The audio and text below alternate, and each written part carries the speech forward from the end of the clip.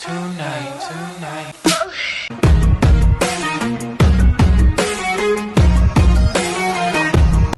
Bimetallism is a system of allowing an exchange of two metals, which is gold and silver, as a legal tender of fixed ratio to each other.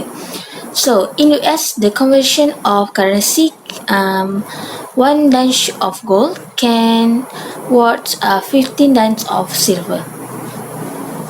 So there are arguments against bimetallism system. In this case, Gresham's law, which as opposition in economics, state that the bad money drive out the good.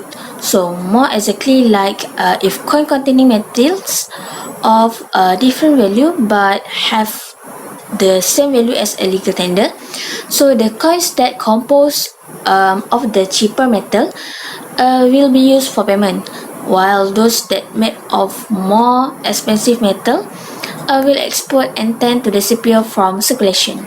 Next, I will briefing about the history of bimetallism. So, up until 1914, Great Britain and other European nations had used this kind of gold standard, but during Gulf War in 1914 to 1918, so the system had to be gave up as could not be preserved.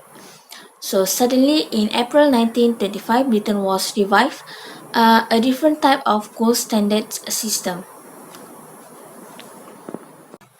There are some pros and cons when we talk about this system. So one of the advantages of the bimetallism is it ensures an adequate supply of currency within the country. It was argued that this bimetallism was adopted by many countries, so it will be successful. But if some countries cannot afford, it was not possible to expect international cooperation on maintaining a uniform ratio in every country. That's all from me about the bimetallism. So we go to the next topic, and I will pass to the next presenter. Assalamualaikum and hi, my name is Mariana binti Muhammad alias. I would like to share with you guys about classical gold standard. The gold standard is a system where most nations set value of the currency in the condition that given quantity of gold.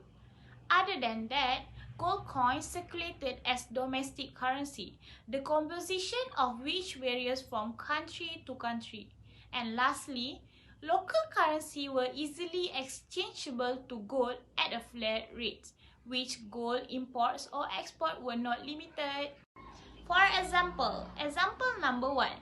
If the dollar is adjusted to gold at USD 30 equal to 1 ounce of gold, meanwhile, British pound is adjusted to gold at Euro 6 equal to 1 ounce of gold, it must be the case that the exchange rate is resolved by the relative gold content, which $30 equal to €6.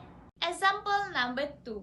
If the US fixed the gold value at $500 an ounce, the value of the dollar will be 1 per 500 of an ounce of gold.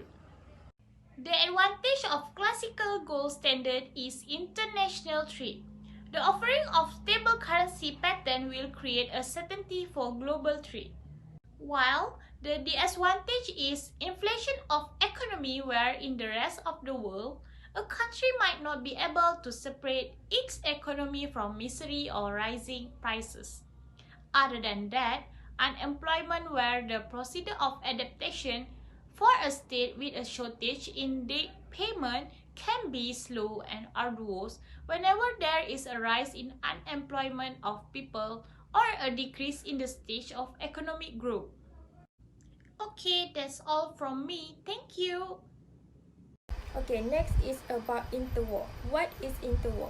Interwar is occurring and exactly in the time between wars, and especially between the First and Second World War.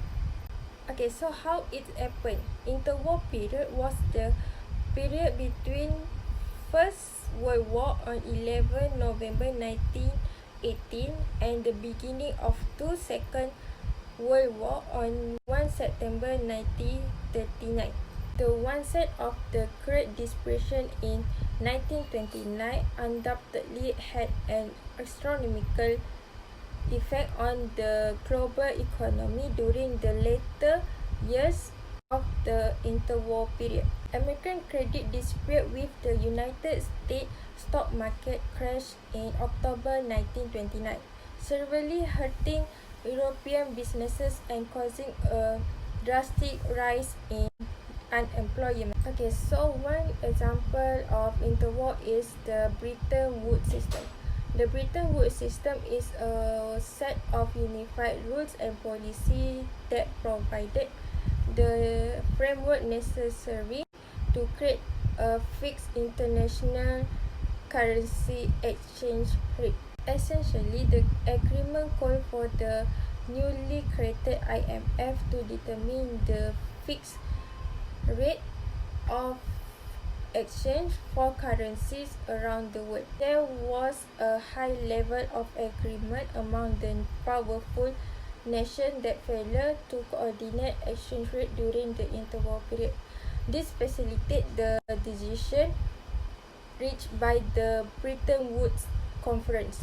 Furthermore, all participating governments at Bretton Woods agreed that the monetary chaos of the interwar period had yielded several valuable lessons to them.